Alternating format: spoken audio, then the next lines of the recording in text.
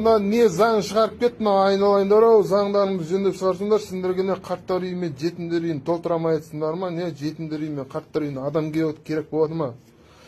Мына алиментті кемпір шалдан өндіреді дейді. Мынау қырсыққан, ерегіскен келіндер қазір, қыздарымыз өте біздің қазір, білмеймін қазір, айта алмаймын, аузым бармайды айтуға. Үйленеді, тиіп алады, ертең енесі сөйлейді, соны ажырасам да дейді дағын, енесін қорқытады, ертең мен ажырасам, сізден алимент өндіртем деп.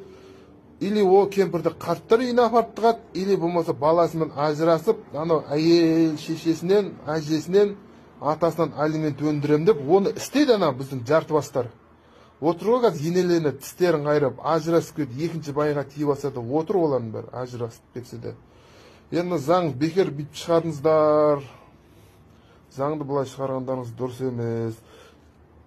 Ажырасу неге көп болып кетті дейді. Ажырасу көп болып кеткен сол болып тұр қазір. Енді бұдан кейін общем ата-енесінен ақысын алам деп жартыбас келіндер ажырасады. Сіздерге сол керек болып тұр қазір. Енді олай ешкім ажыраспас үшін, ешкімді ажыратпас үшін заң шығарып берулеріңіз керек. Бала мен қызды ата әжесінде қалдыру, болмаса балалар үйіне өткізу. Болды. Осы екеуіне жақсылап заңға бекітіп берсеңіздер, мынау келін енеге қарап бақырып сөйлемейтін болады, бала шағасын алып қашам, ажырасам демейтін болады. Сонымен үйде отырады.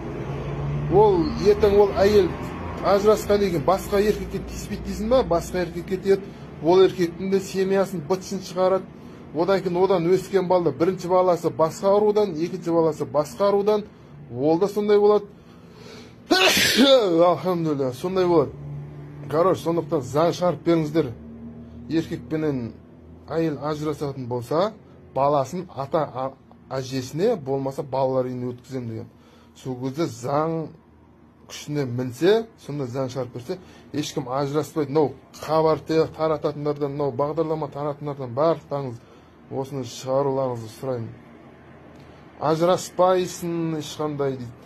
Енді басталады қызықтың көбесі, анай келіндер шығады енесімен атакаға. Байларын қолтықтап, еркек бала деген не ол? Момын еркек балалар ештеңе демейді. Әйелдер бастайды, әйелдер құтырады бұл жерде. Сөйтеді де еркек не ол? Бала құсап, қатының етегіне ұстап кете береді, болды. Ана пенсиясы аз, әрең пенсияға жеткен кемпір шалды одан беспедер тағы қинайсыңдар. И так та осынша жыл қиналып келді, тағы да қинайсыңдар. Дальше больше кете береді. Мен айтарым, соңғысы, еле ажырасасың ба, бала шағаны балалар үйіне бер, болмаса бала шағаны ата әжесіне бер. Болды, осы заңды жақсылап шығарып берсе болды. Басқа ештеңе сұрамаймыз.